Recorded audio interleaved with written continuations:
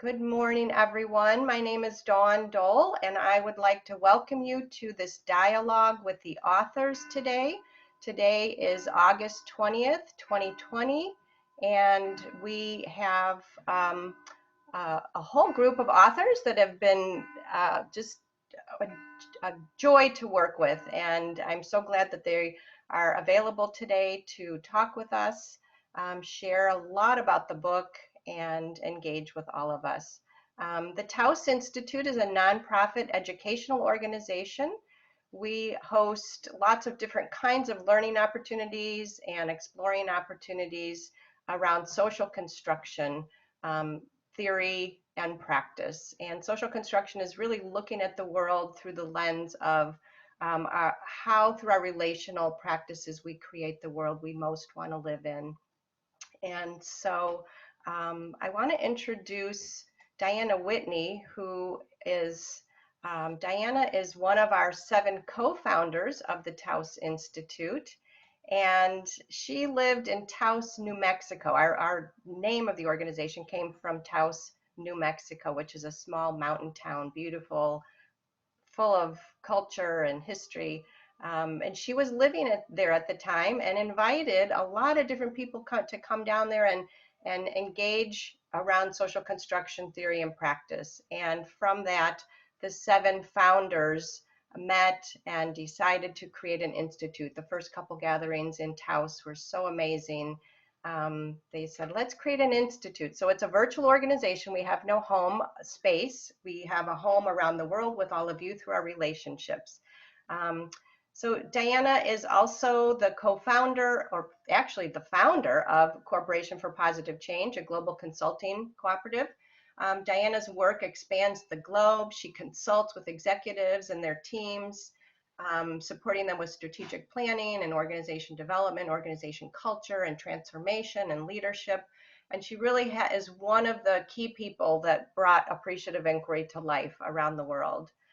She's an award-winning author, keynote speaker, and leader in the field of appreciative inquiry and organization development. So I just want to welcome Diana and her team of authors. On the call today, we have Tanya Cruz Teller, we have Jessica Cocciolone, and we have Marlene Ogawa, and Haesun and Kathryn Britton.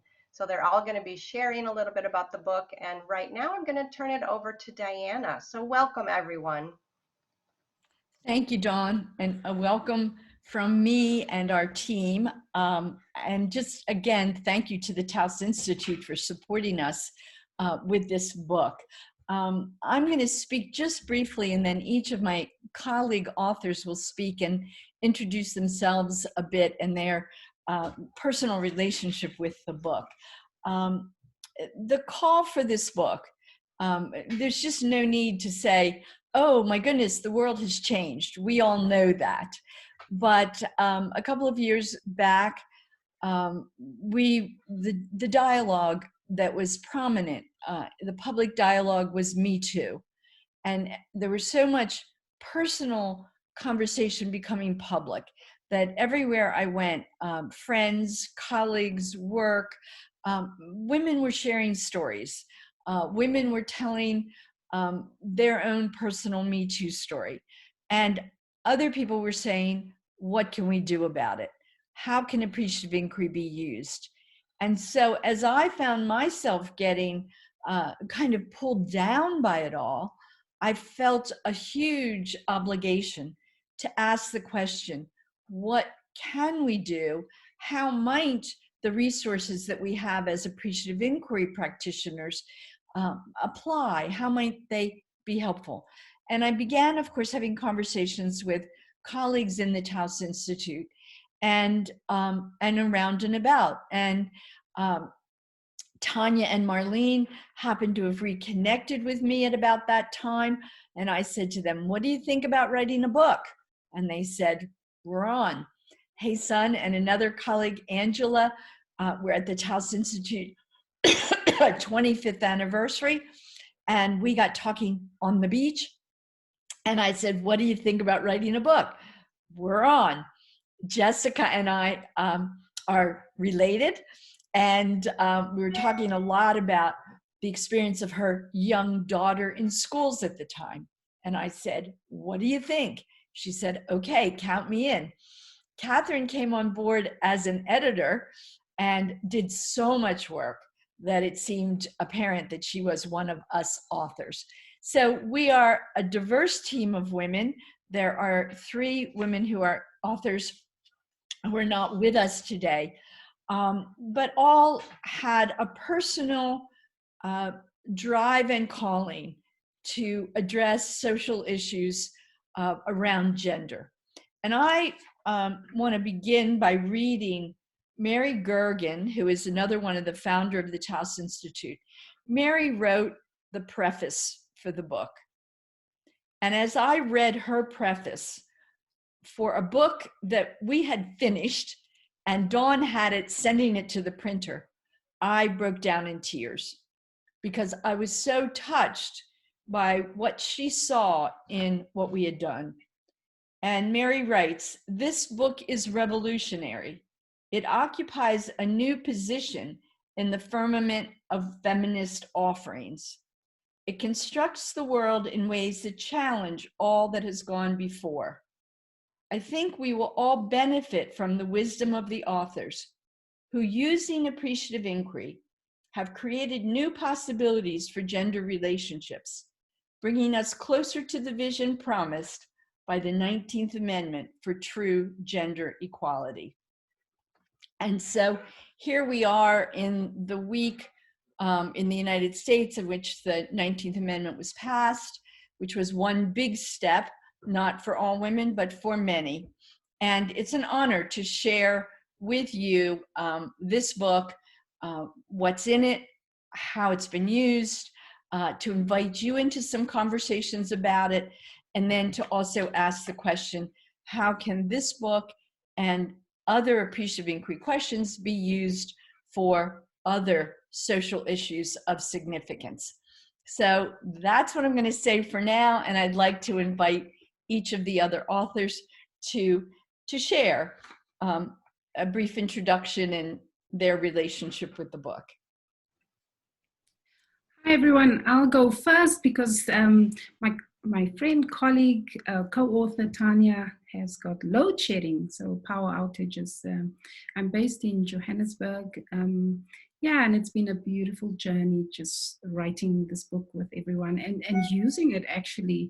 And later I'll talk a little bit more about how we've used it. But the gift of this book I continue to find has been where we do race and gender inclusion conversations. And so through our stories and our work, we've been able to include that a little bit in the book. So, and it's just such an honor to work with amazing women and continue. We've been great at keeping in touch and, connecting and reconnecting with each other. So just an amazing gift of women supporting women. And thanks, Diana, for pulling us and keeping us together in this way. Yeah, that's me. It's always so good to see you, Marlene. And what time is it for you right now? It is 11 minutes after 4 in the afternoon. In the afternoon. Yeah. I feel a little bit of pressure because my sister's on the call as well. Snowy. Oh, okay. Where sister, say hello. Hey everybody. Hi. She made calls here to support, and I really am interested in the conversation because I look after inclusion and diversity where I work. So really, it's such an important topic for me. So thank you. Great, welcome. Haesun. Hi everyone, my name is Haesun. I just love that we're seeing like Marlene's sister here. Hi there. And I think for me, the experience of the book is exactly that.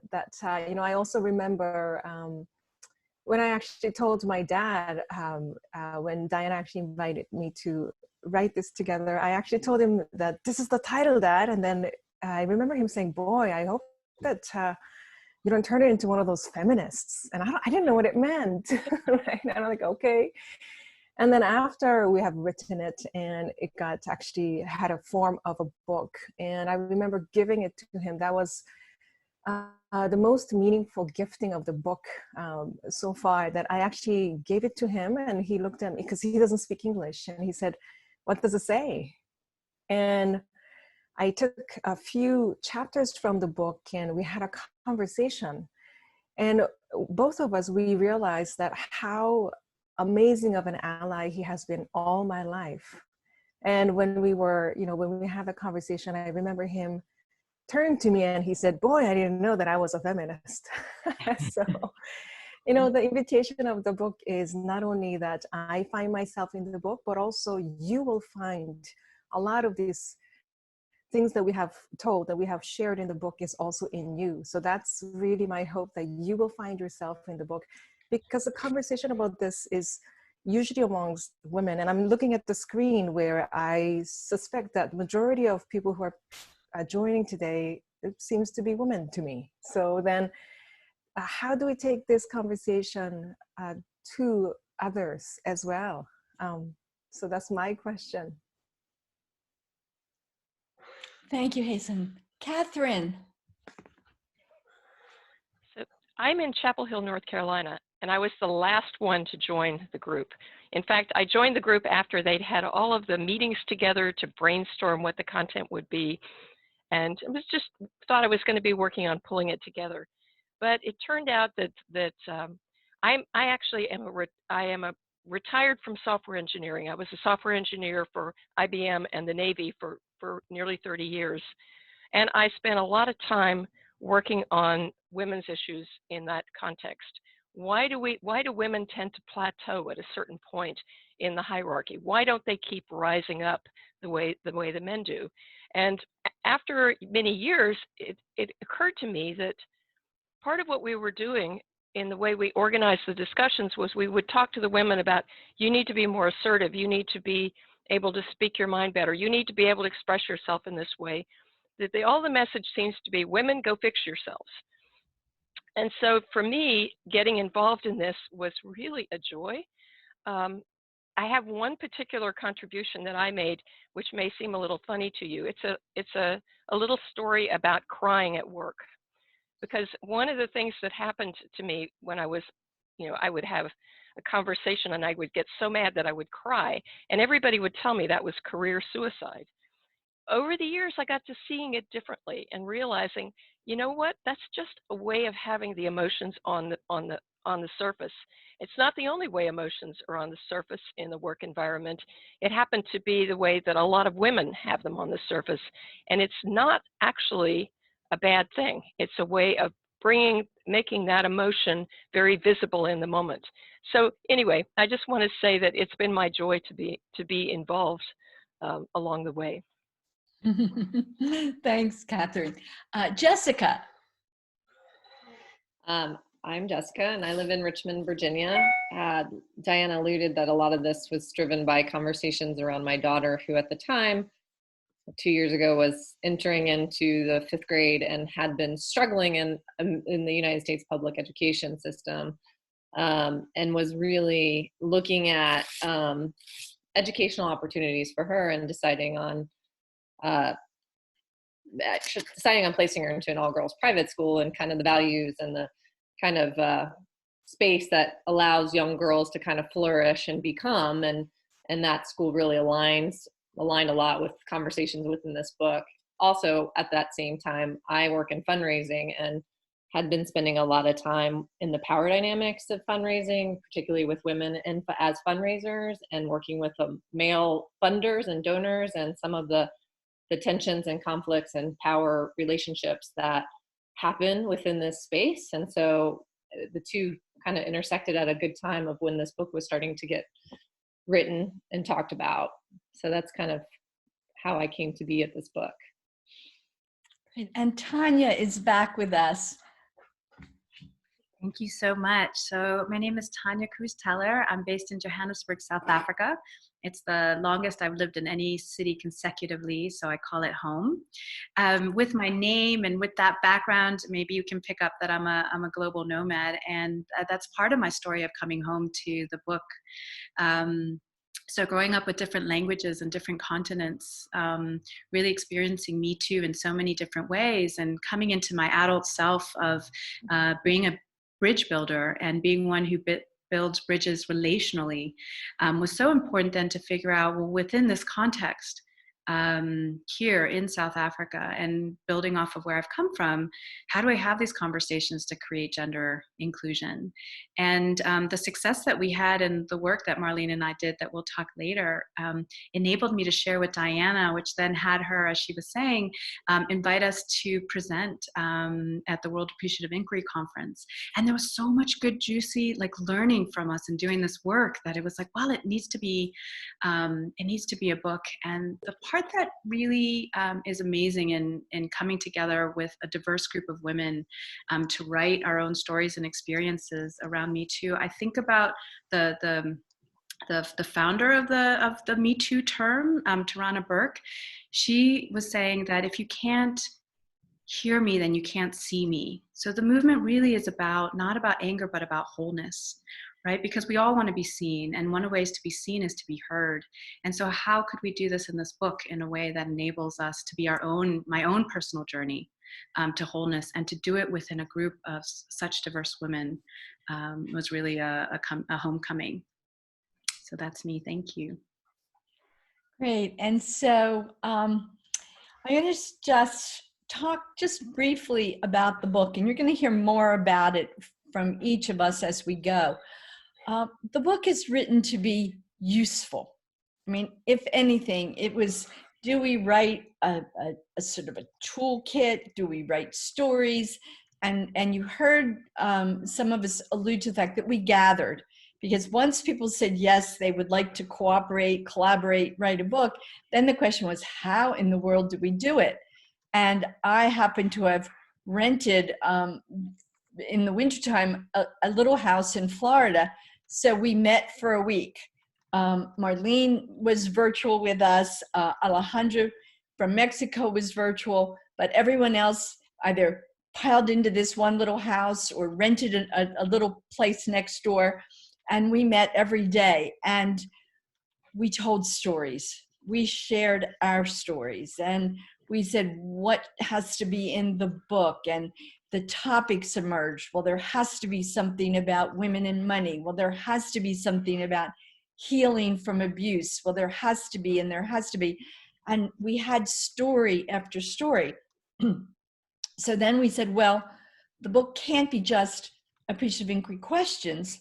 Some of these stories have to find their way in the book. We've got to find a way to put the stories in. And then we started to say, well, but we also need to make sure we talk about what's going on in the world.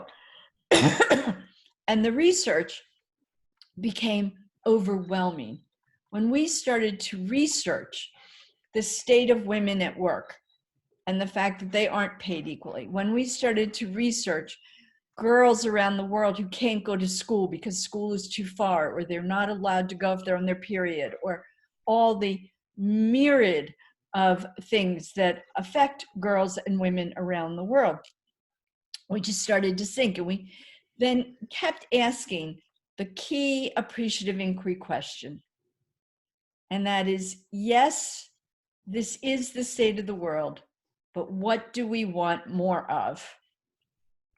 And that is the turning point with appreciative inquiry. We acknowledge, we have compassion for what's going on in the world, for the people who are suffering, but we always ask the question, and what do we want more of? And then we do inquiry into what we want more of, because it's our words and our curiosity and, Haesun, as you said yesterday, our attention that creates the realities that we live. And so we had to keep asking ourselves, what do you want more of? Because the research and the world that was presenting itself was very hard. One of the things that I want to share just briefly by way of using this book, as I said, it's written to be used. There's a group of women here in Chapel Hill, Kathryn and I are in the same town, who chose this book for their book group, and they meet monthly. And one of the women presented the book, gave it to everyone, the 8 women in the group, and they had a discussion. And at the end of that discussion, another woman said, well, you know, I want to continue with this book next month, and I'll lead the group. And so she used the same book, chose a different topic, and they had yet another conversation.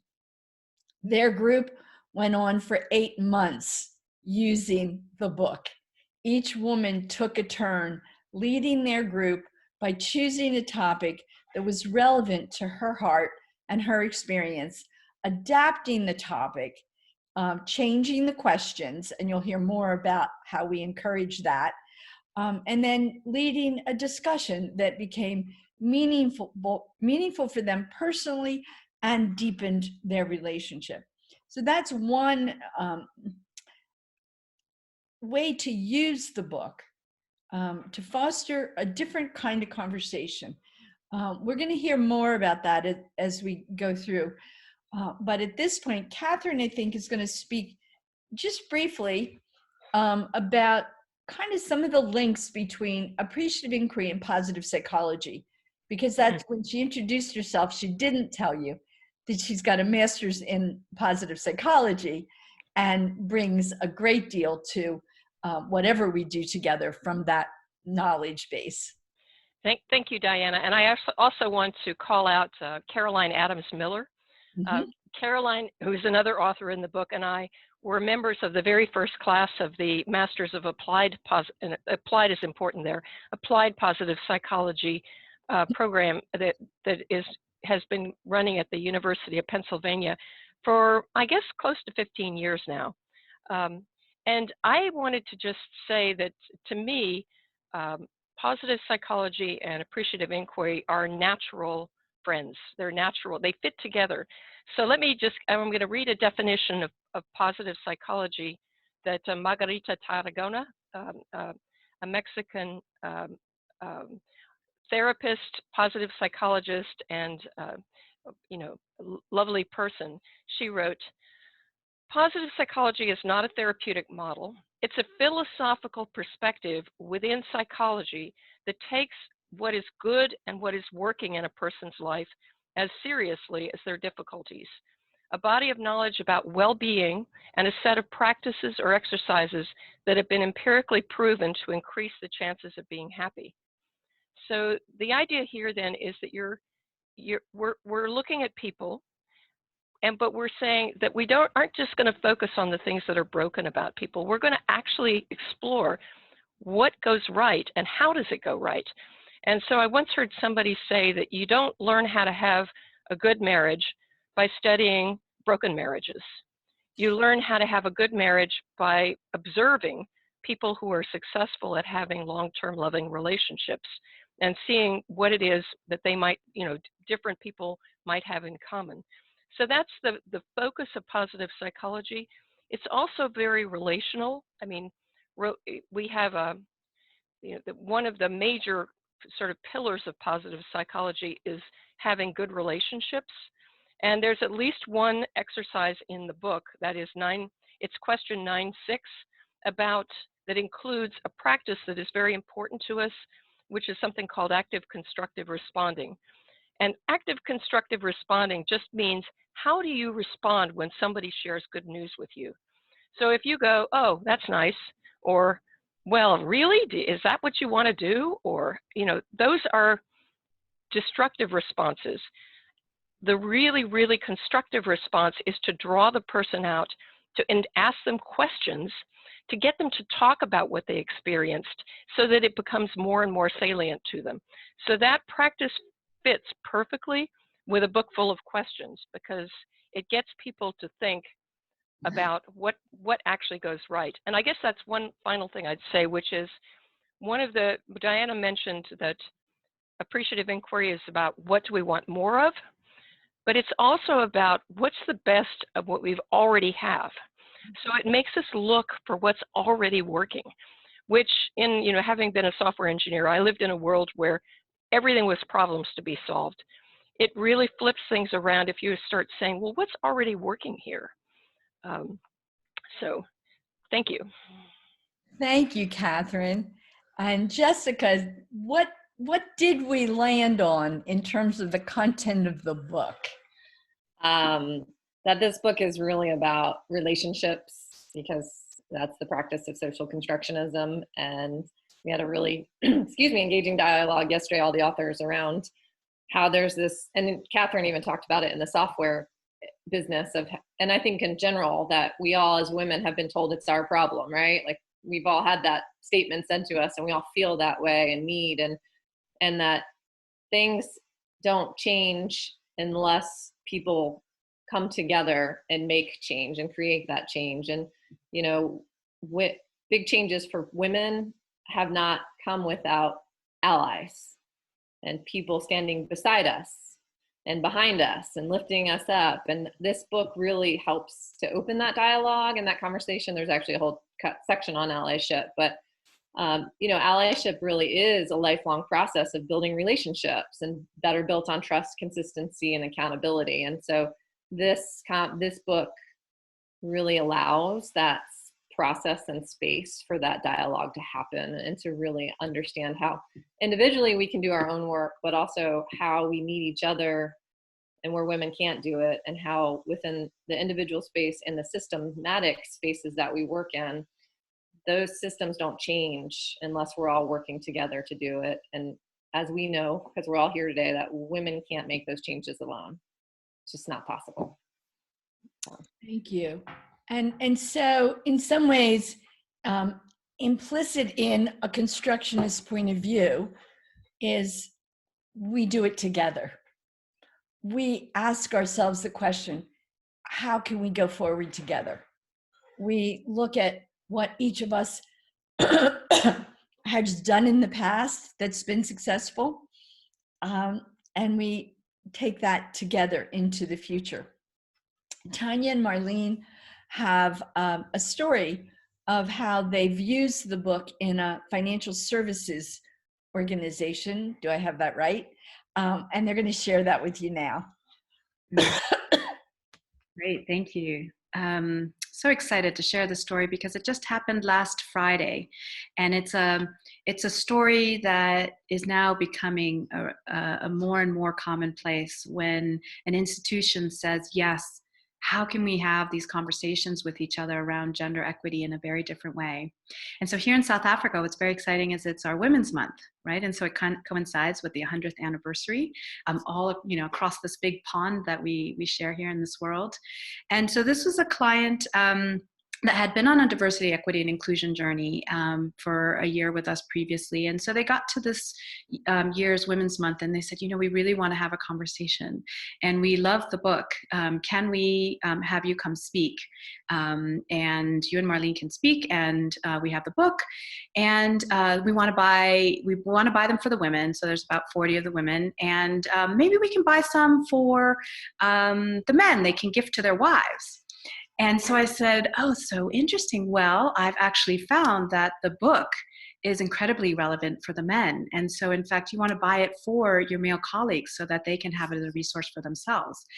And they were so excited. They were like, right, oh my gosh, that's amazing. So that was like the beginning of just like a reframing and a re-way to think about it. And then they said, okay, so at this Women's Day event, I said, can we invite the men? Because in fact, everybody should be a part of the conversation. That's really what it means to be in conversation together. I really like how Glennon, she's the author of Untamed, says over and over again that liberation is never one-sided, right? And so for all of us to be in this relationship, it takes knowing that I'm doing it for me as much as I'm doing it for you, and we all transform simultaneously. So fantastic, 136 books were bought. So that gives you in a financial institution the classic imbalance around like gender numbers. And so they came, and and Marlene and I spoke, but more importantly, we invited some of their colleagues to speak. So I'll hand that over to Marlene to say a little bit about that part. Yeah, so what we did is to coach some of the staff members to talk about positive stories that they've experienced linked to the book. So we used the art of thriving, we used men supporting women, and allyship as part of the stories. And through identifying the topics within the book, the staff dug into the experiences that they had. And some of the examples is around this young man who told a story of his reflections of supporting women and why it's so important, and the things that he had not thought about, and also his experience of not necessarily intentionally, but at times supporting women. And what was great in that moment is that he gave practical examples of how others can support women, other men can support women. The other is also around one of the colleagues who reflected on gender exclusion and also stereotypes around gender. And she told the story of her father and how he was treated when her parents got divorced, and her father wanted all the children. And because he's a man, went to court, and his experiences of being told that as a man, you cannot look after your children, so they're going to go with the mother. And the whole notion of, being stereotyped in particular ways. And so that understanding allowed her father to see how women are often disadvantaged as well, and how stereotypes impact people. So it was very insightful, and also within the conversations and the group discussions, what also came out was how, for example, this young Black man who said when he was in university, women performed better than him, and at work he's always had women as his boss, and the realization all of a sudden that the struggles that women do go through and that he never really thought about. So really just interesting how men generally, when they are aware, can shift in their seeing, in their knowing. And once they know, that's my thing about just the book. Once people, it's really like people see with different eyes, and once they see with that, they really shift, in what and how they do. So that's so important to raise the awareness, and in an appreciative, strengths-based way. Mm. So after the stories and the small groups, people came together for a call to action. And chapter 2 is incredibly rich with ideas for how people can actually use the book personally and with each other. And so the call to action within this institution that they were very keen around is to have teams and divisions choose a topic and actually decide, okay, in this meeting, we're going to interview each other. We're going to have the conversations around this topic, and we're going to inquire into, just like the stories they heard, well, what is working that we want more of? Or what are some new ideas that we can co-create together? And so that was an important call to action. The other part I really want to highlight that's been so powerful for them in the book was they said, look, here in South Africa, gender-based violence is a pandemic for us. And so can we address it, or how do we address it? And we said, absolutely, there's topics in there, and there's a whole chapter in there that really speaks to it. And so 2 of the ones that were identified as incredibly powerful is 5-4, from victim talk to value talk. And then the other one, which really resonated for them, was 5-8, saying, I believe you, and being in conversations and using these questions and these statements to really hear and see each other as an organization, institution. And people left feeling more connected and more resourced to be able to go into their teams and into more conversations with each other with the book. So that's our story. Thank you. Thank you, Tanya and Marlene. As I listened, and I've heard it before, I hear the book as a valuable resource, so people don't have to feel like they can't do it. The book is there. They can pick what part of the book they want to use, and they can then feel confident to have a conversation. And it, in an interesting way, normalizes these topics. We can all be talking about them. There's nothing to be afraid of. There's no shame or blame. Thank you. That is a great story.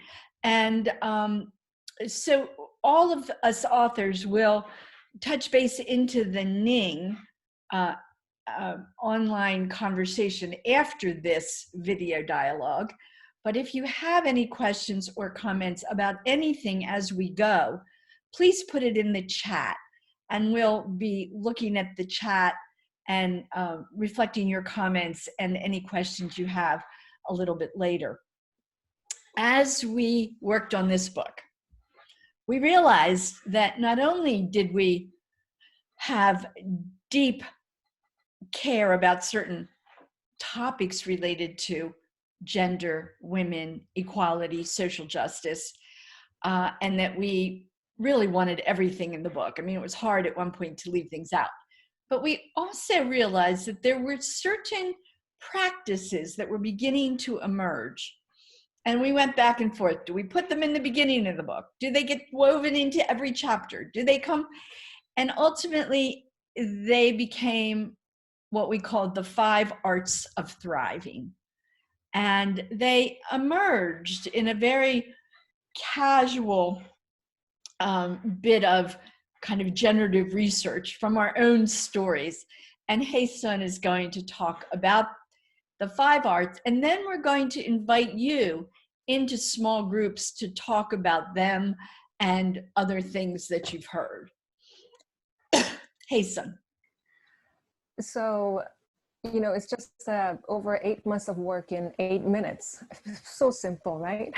So it's really interesting that you keep hearing the word conversation. You know, I work as I study semiotics. That means I study how anything comes to mean like something else. So I study signs and what it signifies. So it's really interesting when I actually look at other people's spaces on Zoom. So some of you actually have bookshelves in your background, whether it's virtual or real, and it's like, oh my goodness, those books. I wonder what they're reading. And some of you, like I see Carrie's background where it's so inviting, like you probably have a lot of conversations at that table around behind you. And I see like Yumiko and Helena, you have very clean wall. And it's almost like, you know, it's my wall. Only thing I hang on my wall is like flip charts. So, you know, as I actually look into your space, also like I see Bonnie and Diana and Marlene, you have some arts behind on your wall. And it's so fascinating to see what people keep and what it means and what kind of conversation we have around them. And this word conversation is a very interesting word because we use it like conversation as conversation now, but back in 1300s, actually, it used to mean place you live. Isn't that fascinating? The word conversation actually meant your address.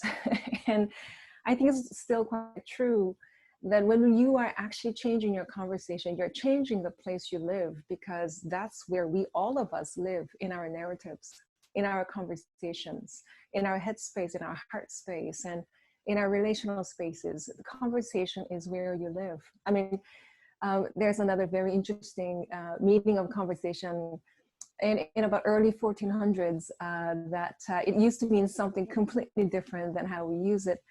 So if you were to say to another person, hey, would you like to have a conversation with me tonight, from 1400s, that actually means, do you want to sleep with me tonight? So, you know, if you're from 1400s, it has a completely different meaning.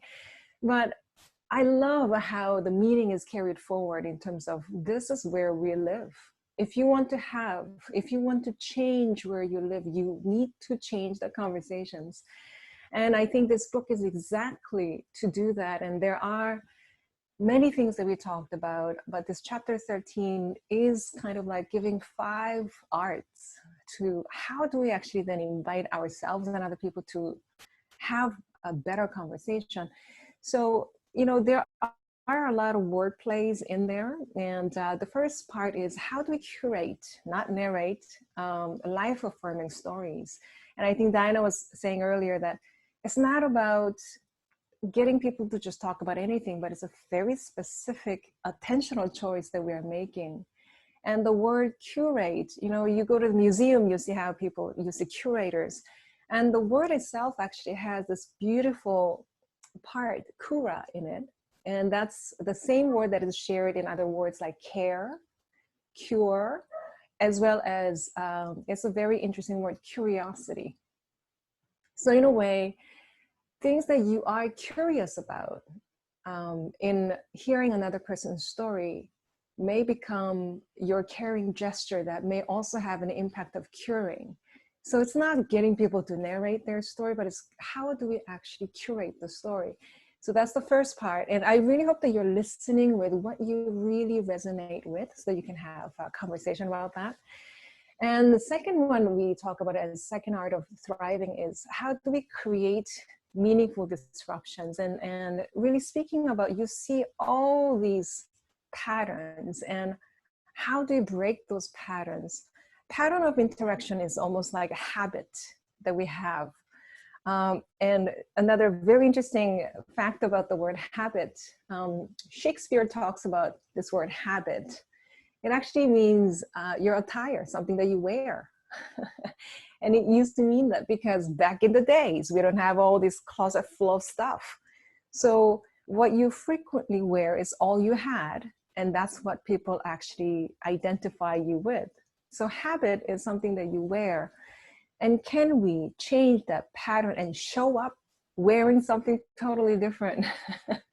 So how do we actually create that meaningful disruption?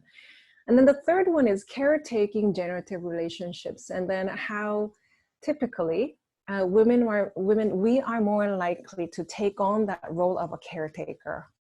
And how do we do that for ourselves as much as we are doing that for other people? I just came out of,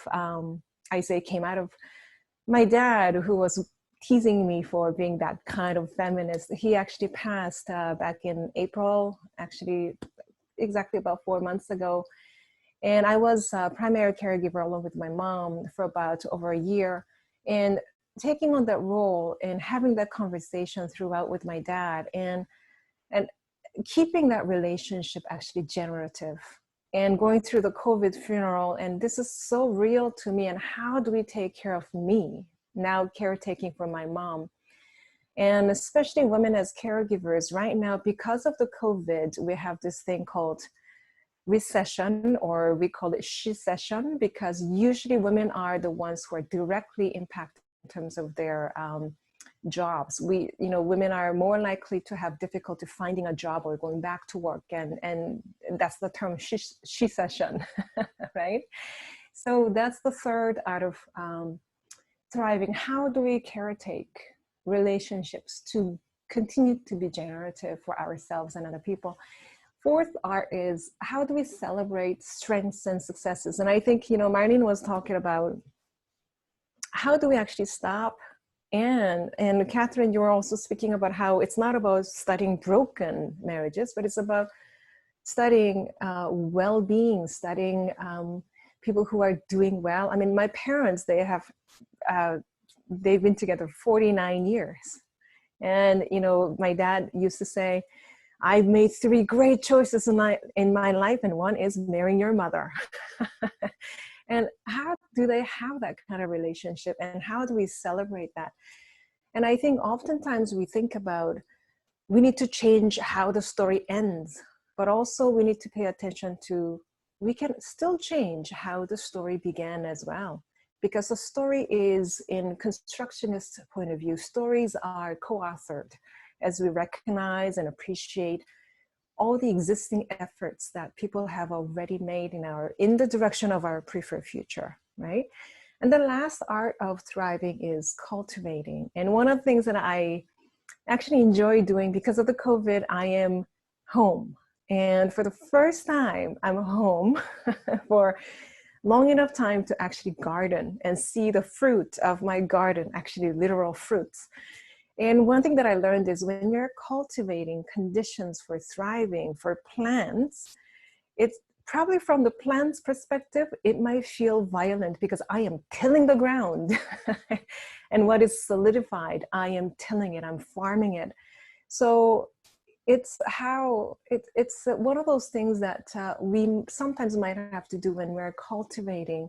We are disrupting, we are constantly reading, and we are, it's not balance, it's not stillness. Balance is constant motion. And I think in a way, when we are cultivating conditions for ourselves and other people, that's what we had in mind when we actually wrote these 5 arts of thriving. And I also wanted to say these things actually came out of so many conversations that we've had in our meetings and gatherings. And Angela Ko, one of the authors, actually, she's a professional musician, pianist. So you can see different perspectives just coming in, and out of that conversation, it became a place we live and a place you work, and we can make that change. And I think I really would like to invite you to think about which of those 5 arts of thriving do you actually resonate with? Because you can do something about it actually today, right? I think you're muted, Diana. Thank you, Haesun. Marlene, you're going to take us on the next step of our conversation together. Yeah, so I think enough talking from us. And as Diane said, we're going to put you into groups to have a conversation. And Haesun mentioned so beautifully, thanks Haesun, I wanted to thank you. That was just your gift with words, and analyzing words is amazing. It just makes us see differently. So in your conversations, we're going to break you up into breakout rooms to talk about which of these arts of thriving resonates with you, and share your own stories of when you've already practiced it.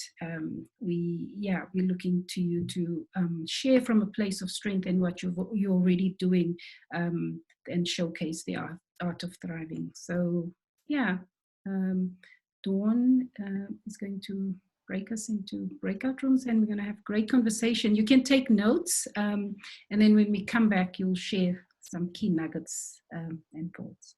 Great, thank you. I put in the chat the 5 arts of thriving from the book.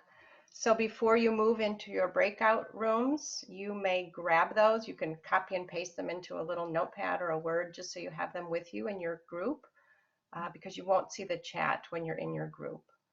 So the groups are 4 or 5 people. When I start the groups, you will see a message that says to join the room. So go ahead and click that and you will join the room. You have 12 minutes in your small group, and then you'll get a message at the end. You'll have 1 minute to wrap up your conversation at that time. So that's how the sequence goes. Is everybody ready? Okay.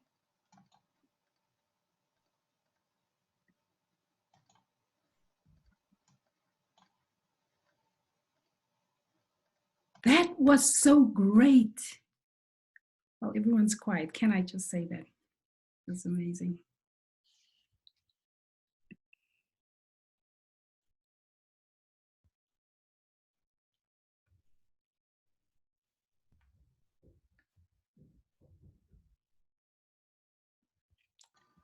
Diana, I've got you on and we're recording again.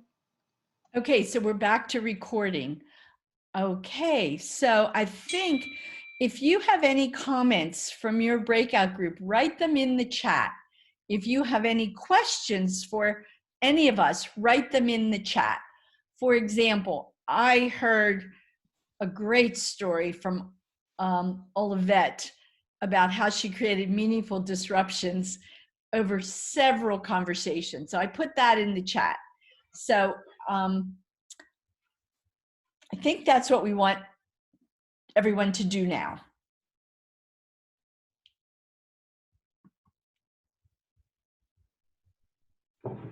Yeah, so just take a minute and open the chat window if you can and put that in there.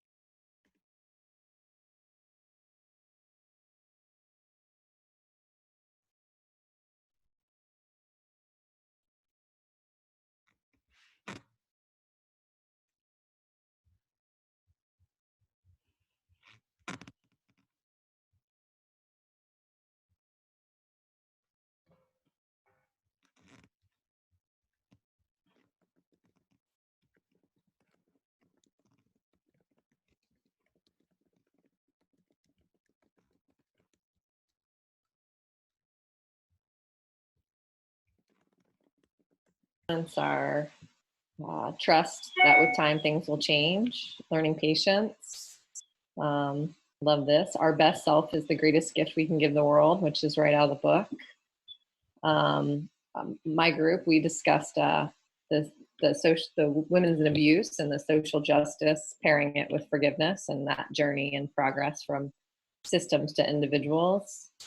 The importance of doing the work for the next generation, celebrating successes, creating the comfort and platform to share, creating open and honest, generative relationships, habit. We can start anytime and opening our sites. Oh, that's interesting.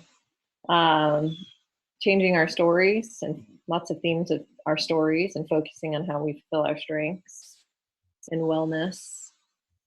I'm curious about the habit. Anybody from that group want to talk about, got inspired from conversations about habit?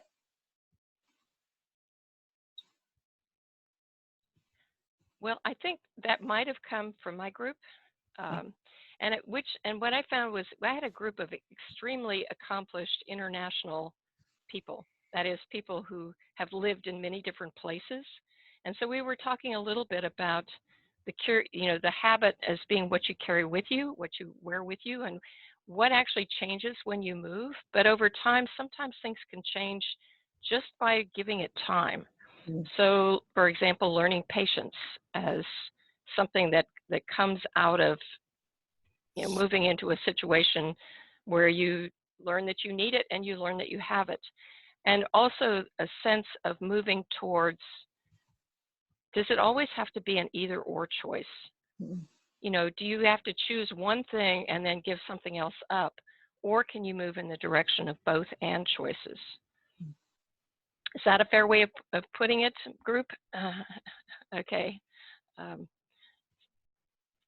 So it's interesting to think about, if you picked yourself up and moved from Japan to London, from Spain, from Sweden to Spain, what's changed and what hasn't? And you're in a different environment. The environment makes a difference. But what are you bringing with you that you may or may not choose to keep with you? And then what do you do about it? So the stories of making change and of changing habits really resonated, I think, with that group. Great. Go ahead, Diane.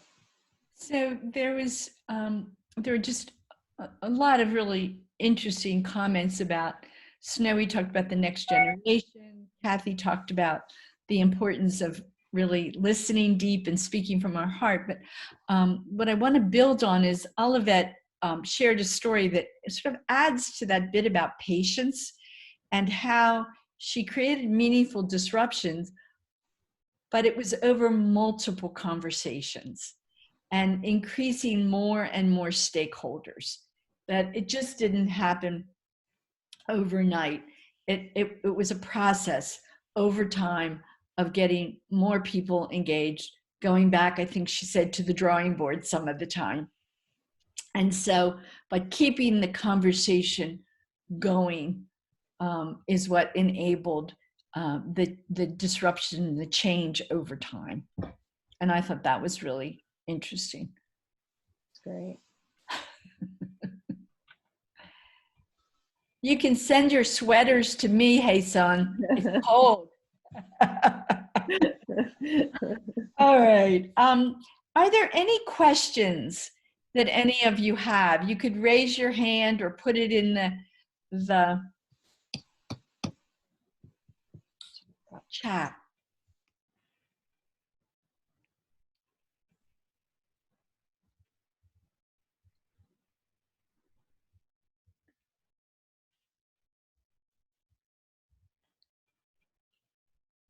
Does that mean we should keep going, Tanya? Well, Diana, I was, Vanessa, if it's okay, I think the question that Vanessa brought up in our small group is so powerful and often challenging, even when we talk around the book. Mm-hmm. So Would you like to share it, Vanessa? And I'd love to invite you, Diane, or anyone else to cause Jessica and I were in the group, so we said a little bit. So any other authors, maybe Marlene or Snowy from the South Africa perspective. Vanessa, would you like to share your question, or would you like me to share it? Whatever you feel more comfortable with. Oh, I can try to share my question in English. Well, when I read your book, I found one element in when you talk about when women has been abused or raped, and you talk about forgiveness. And at least in my country, it's very difficult to have social justice for these women, for us. Then when I thought in forgiveness, to me was a little difficult. Then I have a curiosity about how to talk about forgiveness with women has when she passed a long time in other process. More or less, what's my question. It's a very important question, because it's a question of not just for women, but when there is abuse or injustice, how do we remind people of their own wholeness? And so the question of forgiveness, what comes to my mind is the practice of restorative justice.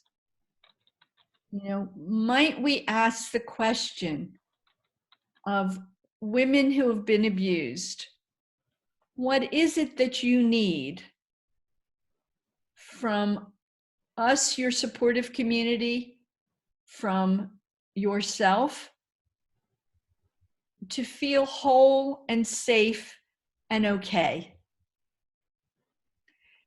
And then a deeper question might be, what is it that, if you could get it from your abuser, what would help you to heal?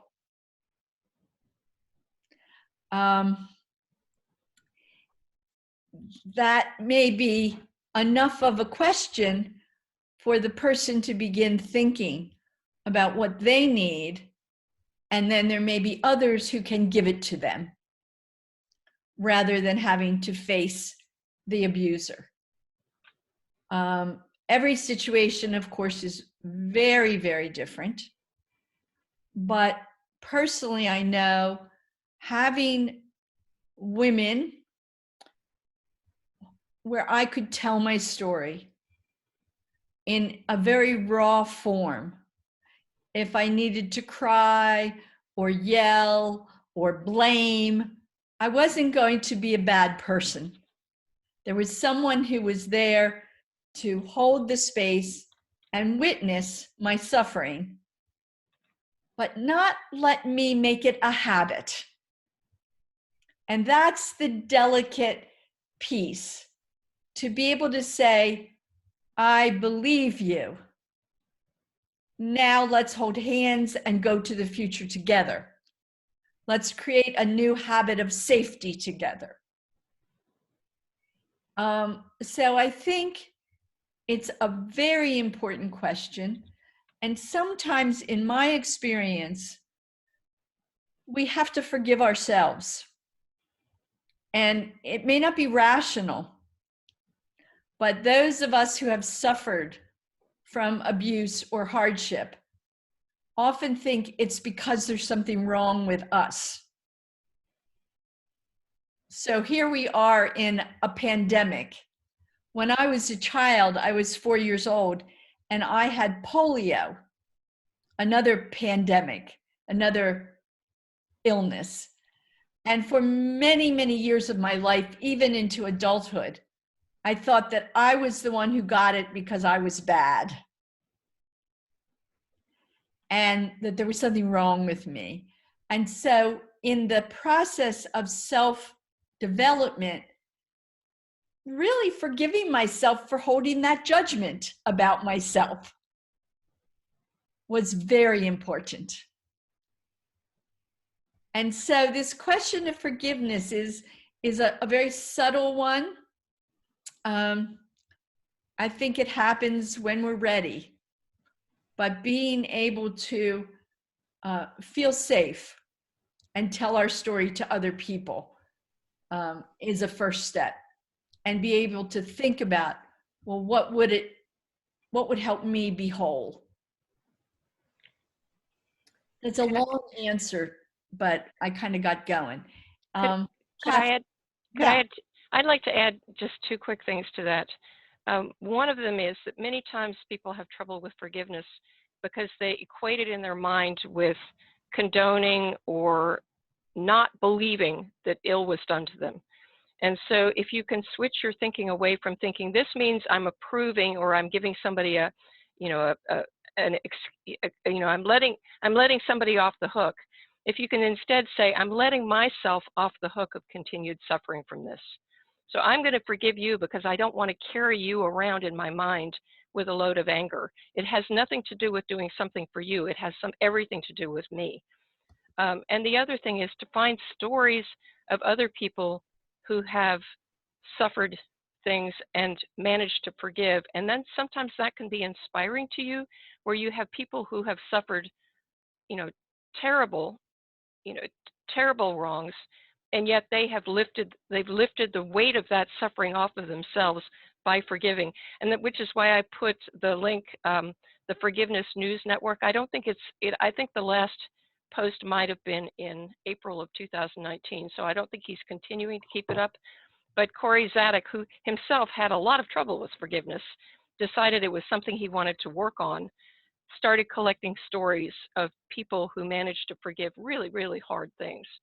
So stories, once again, seeing other people do it is one way also that people can move in that direction. I think just to maybe, if I can add a little bit to that as well, is I think when I work with a lot of people who are choosing to die. So in Canada, back in 2016, the process called MAID, Medical Assistance in Dying. So a person who is actually terminally ill, they can actually choose, I guess that's medically assisted suicide as an option. And I've been working with a lot of people who are choosing that option. And many times what I hear is they want to forgive, they want to restore, they want to come to that restoration of relationships. And oftentimes my role is not to sit in that conversation. As Diana says, my role is not to judge. It's not, many times we are taught to assess a story when we hear, but our job is to attend, not assess. And how do we attend to someone else's story? How do we actually believe what they say is their world? And when I work with people who are dying, it was really difficult to actually sit through some of the stories with attending. Because attending is acknowledging, but not necessarily exploring stories people tell you. Like all of us, as actually Helena was saying, that it's funny that this is actually my very first house anything that has only all women in the room, right? And I'm assuming that we're all women in the room, or who identify as, maybe not, but majority of us. And it's so interesting to see how these conversations are, sometimes we acknowledge, but we also explore different things. When, as women, we probably have experienced some sort of small T trauma, big T trauma, but what is happening is not all of you, probably all of you have this experience, have already forgiving those offenses. And how have you done that? It's not about all of us are victims, but all of us, we have experienced something like that, small T trauma, big T trauma, and you have already forgiven. And how did you do that is the exploration that we should have. And another one is, you want to forgive. I mean, Vanessa, when you have this question about how do we do this with social justice, I think there is something much deeper than that just question itself. There is something about what you value that you really want to uphold. And our job is to explore that, not the incident, but what is the intended effect that you want to see.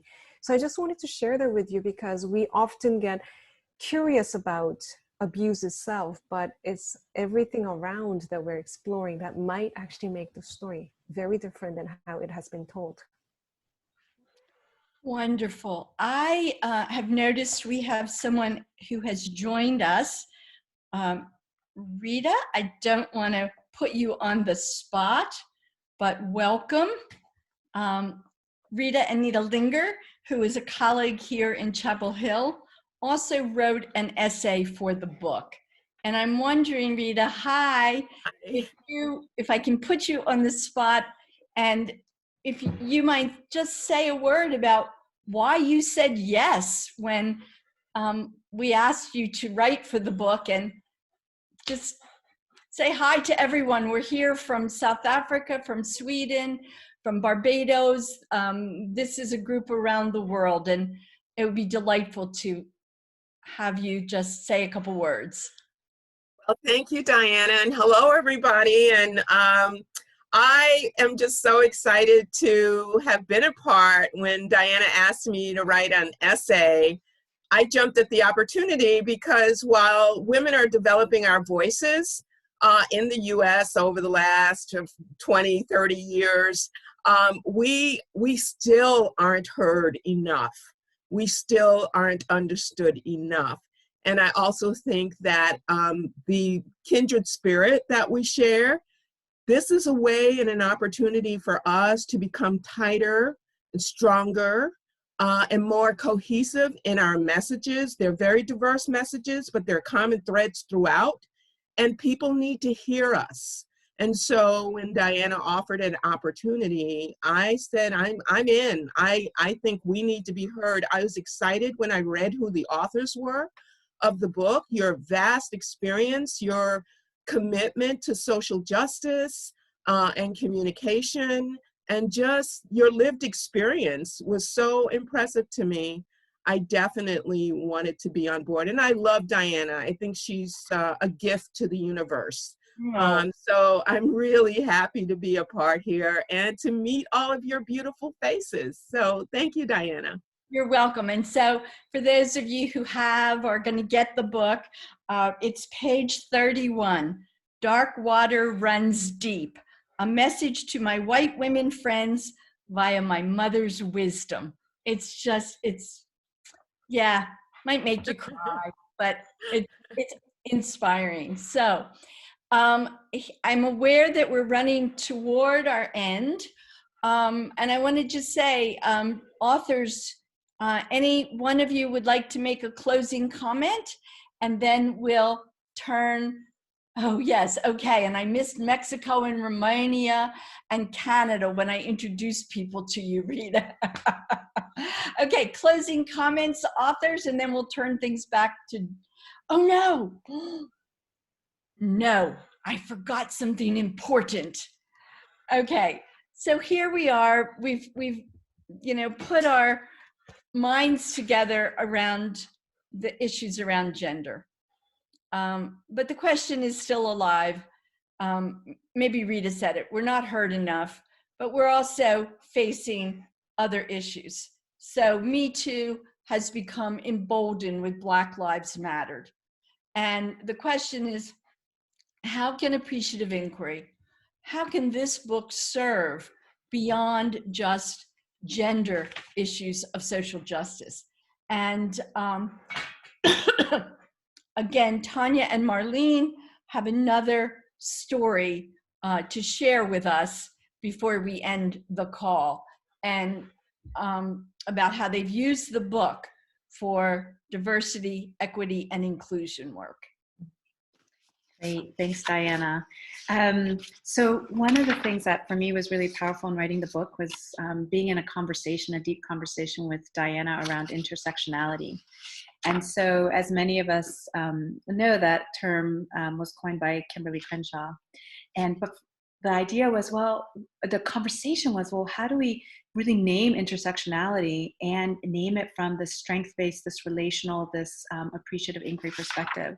And I just love what was written on the book in page 14 that Diana really wrote, and we edited it together. But can I just read it, because I just really love it, and it takes me into the story that we're going to share, which is, we also wonder, however, how the term, so after defining intersectionality, which I think many of us know from the work that we've been doing, is we also wonder, however, how the term might serve as a meaningful metaphor for bringing out the best of women by exploring the layers of strength and wisdom developed by living with multiple forms of inequality and disadvantaged.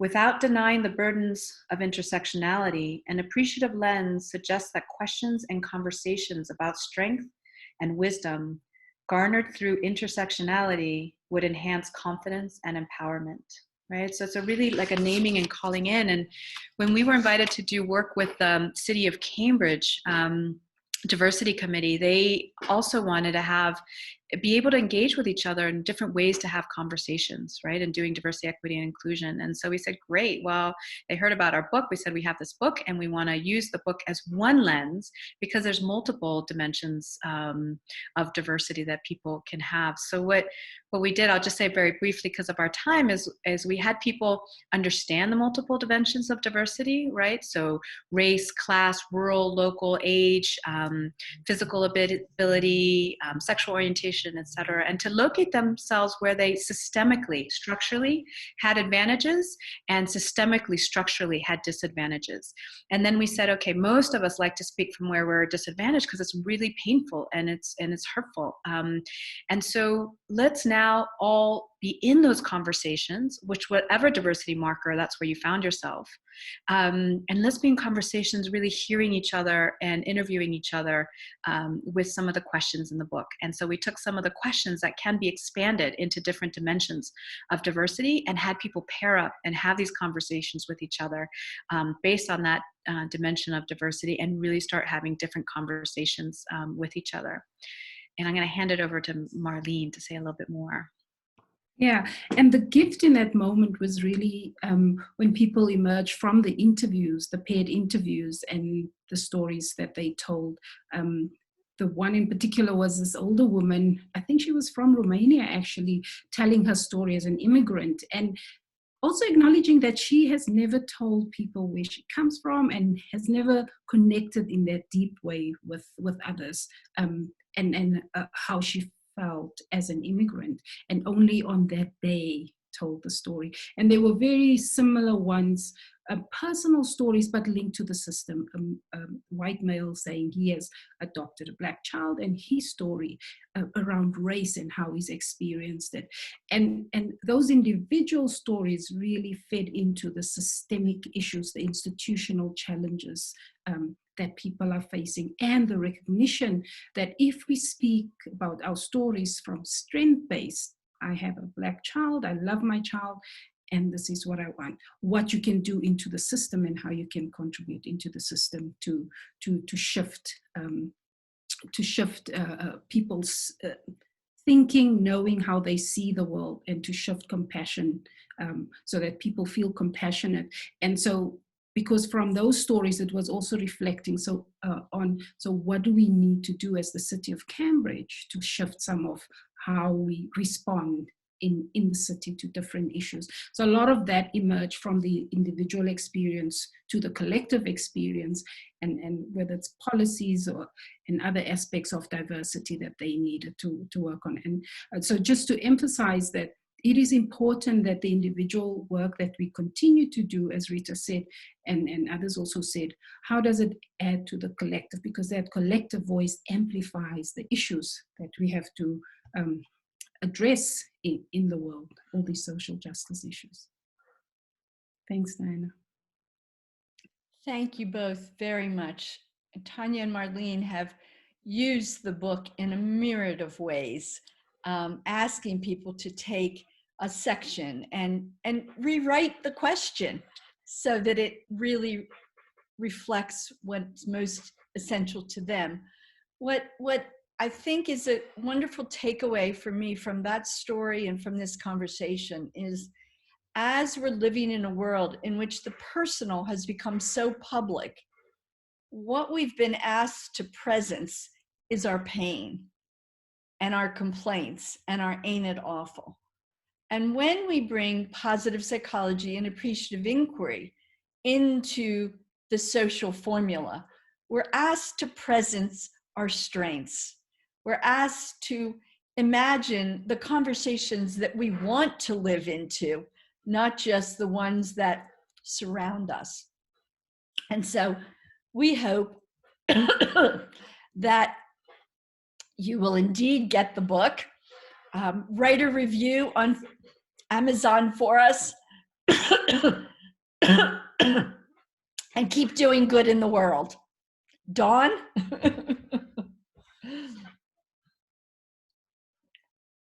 You're muted, Dawn. Dawn, you're muted. Okay, thank you so much, everyone, for being on this call. Thank you, Diana, for organizing, and all the authors for sharing their stories. And the book is so rich, and there's so many ways to bring the book into the world, into your work and your relationships. So please share with us how you're working with the book, how you're using it, who you're sharing it with. We have a place on our Ning website, which is a online community space for ongoing dialogue. And I'm going to put that in the chat right now so everybody can look in the chat. It's called taoslearning.ning.com.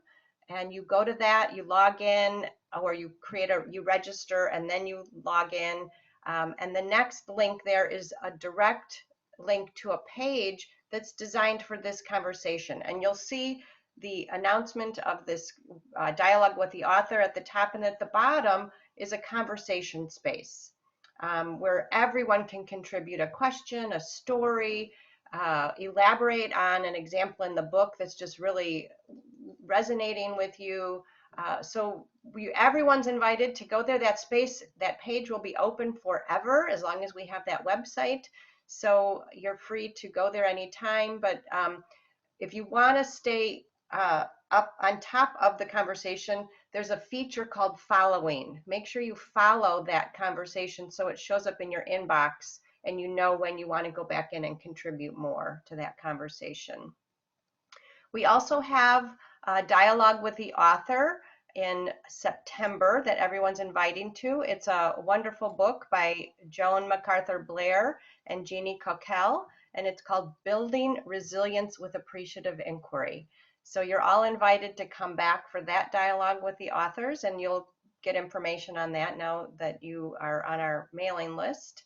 And I just want to, again, thank everyone for being here for such a rich conversation. Thank you to Diana and all the authors for the book, and be well, be well. Yeah, so. Bye. Thanks, everyone.